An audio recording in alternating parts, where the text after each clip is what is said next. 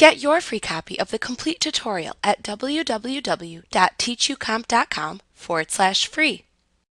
When a customer overpays you or gives you a down payment or prepayment, you record the amount received in the Receive Payments window.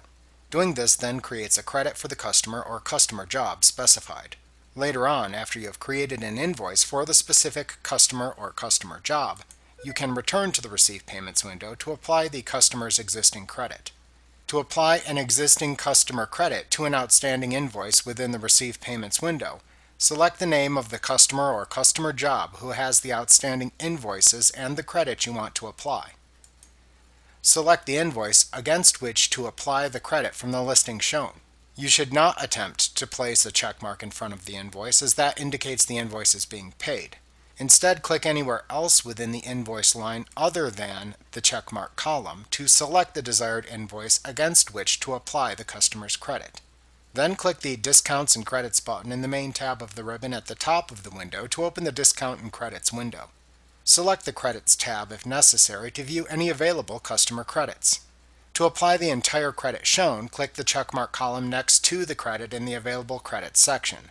The amount shown will be displayed in the Amount to Use column. To apply a partial credit amount, simply change the amount of credit applied by changing the amount shown in the Amount to Use column. After entering the amount of credit to apply, click the Done button to apply the credit amount to the selected invoice and return to the Receive Payments window. The credit amount applied will appear in the Credits column at the bottom of the window. You can then finish receiving customer payment as needed within the Receive Payments window.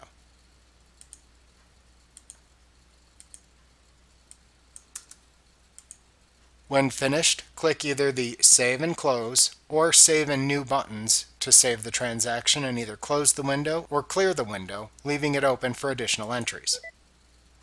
Like what you see? Pick up your free copy of the complete tutorial at www.teachucomp.com/free.